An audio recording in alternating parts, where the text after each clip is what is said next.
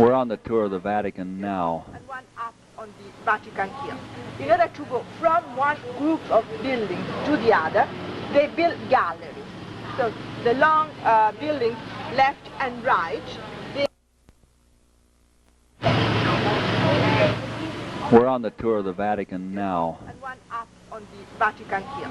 In order to go from one group of buildings to the other, they built galleries. So the long right, there are galleries, corridors connecting this area here with the other one down. Will not be allowed to go. It's painted by different artists. So this is different.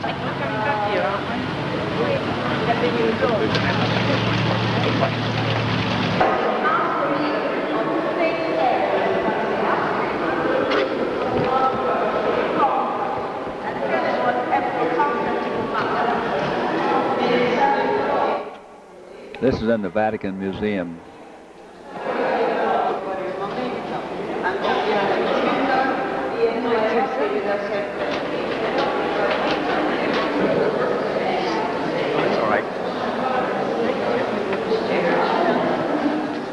I took a picture of the gold replica of that when in 1946 with a friend of mine standing next to it.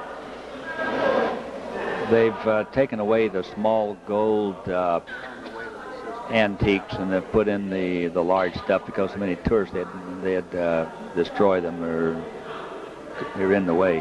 They put things hanging on the wall mostly or statues like this. They used to have art objects and gold objects, sculptures and whatever when I was there in 46.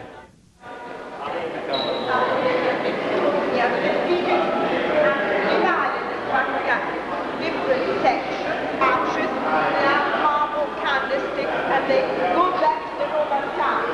Anything that you see along here is about 800 years old. That is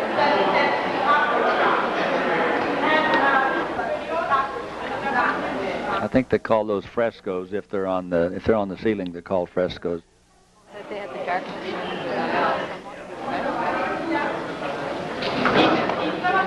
This is the Vatican Museum.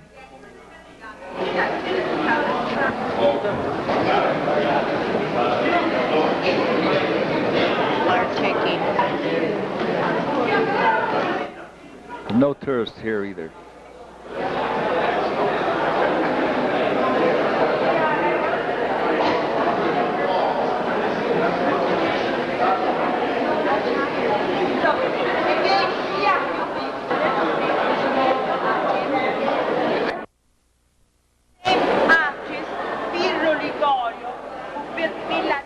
You walk down this long corridor, and we stopped from time to time. Now she had stopped at the window to see the Vatican Gardens, I think it's called out there.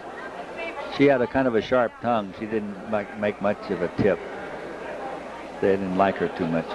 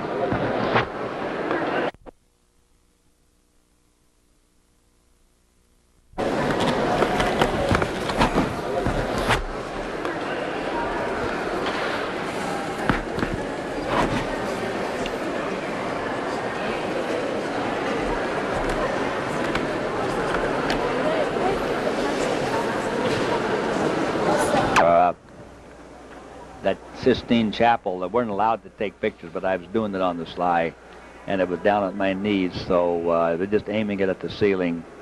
If it jiggles, that just makes it worse than it normally is. But that's Sistine Chapel ceiling. This is one place in there you weren't supposed to take pictures, in the Sistine Chapel. Michelangelo did these paintings. And they will get indulgences, forgiveness. And that's, this is the metal door leading to St. Peter's, and you can see where people have rubbed off some of the corrosion, like on the knees there of Christ. People reach up and touch it, and it rubs off, and it makes it shiny.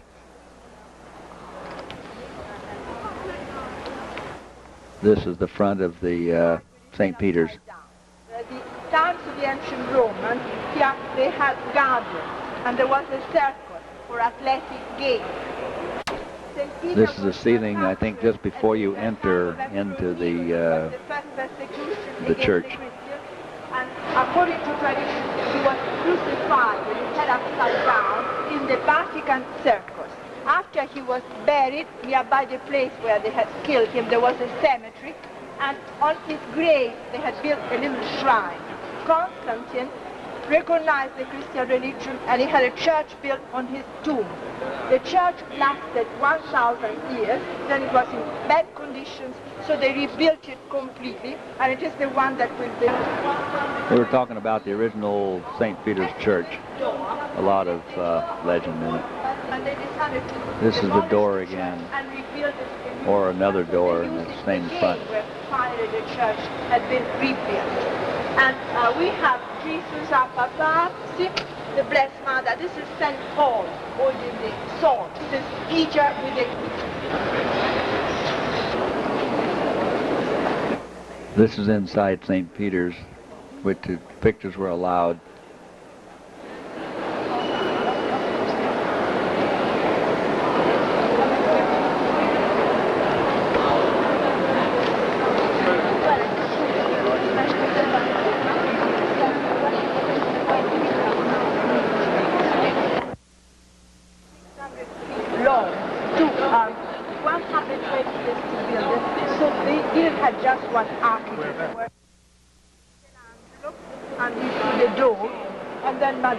To build this part where we are.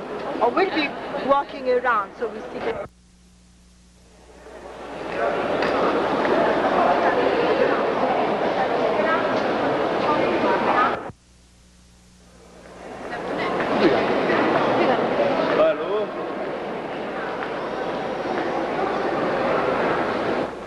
You really need a book on St. Peter's to know exactly what this stuff is all about. I couldn't get her description on tape. But this is the largest church in the world, I guess. This is the first Michelangelo. Okay, and it is...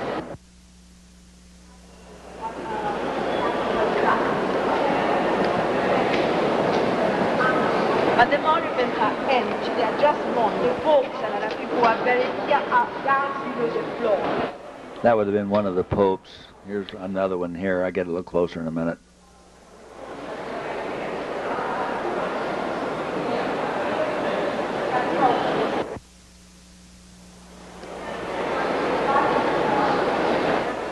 There's another pope. And this died at the end of 1760.